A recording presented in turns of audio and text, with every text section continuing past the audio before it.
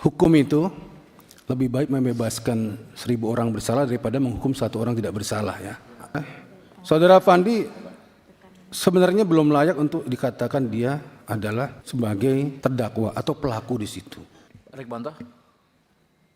Rikwanto, Golkar juga nggak apa-apa. Terima kasih Pak Ketua. Yang saya hormati Mbak Hotman, lama tidak berjumpa. Rekan-rekan yang hadir dalam pertemuan hari ini dan rekan-rekan Komisi 3. Untuk kasus yang pertama, korban MVVV, kita singkat ya.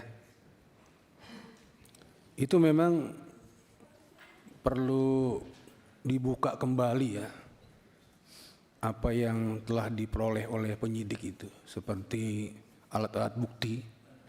Ya, satu alat bukti itu bicaranya banyak nanti. Ada yang untuk memukul mungkin ya, dan lain-lainnya.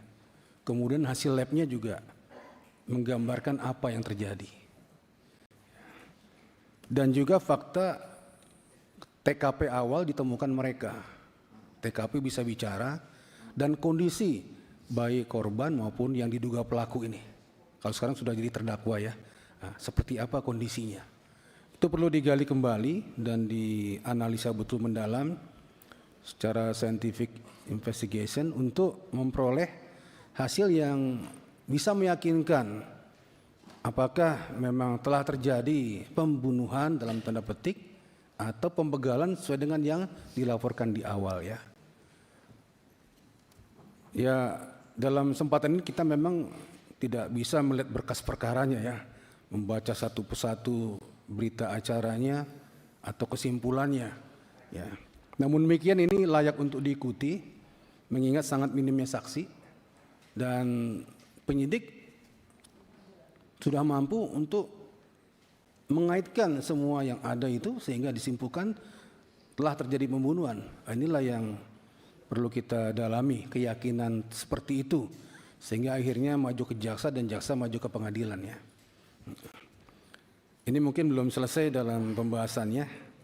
Kita perlu pendalaman lagi untuk tersebut, tapi saya tetap mendukung jangan sampai ada orang yang tidak bersalah dipersalahkan.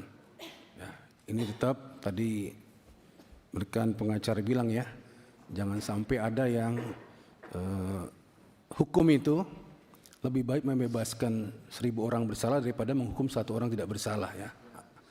Adiknya begitu ya.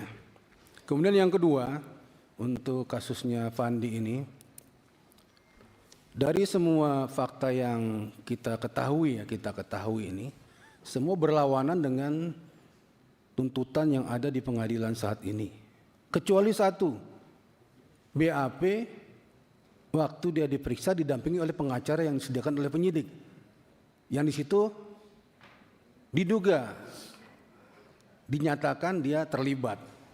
Terlibatnya kita tidak tahu di sini karena kita tahu BAP-nya seperti apa ya. Persekongkolannya, permufakatannya di situ. Hanya itu yang menegaskan dia terlibat dalam konteks penjualan atau pengadaan atau penerimaan narkotika itu. Ini juga perlu diuji kembali.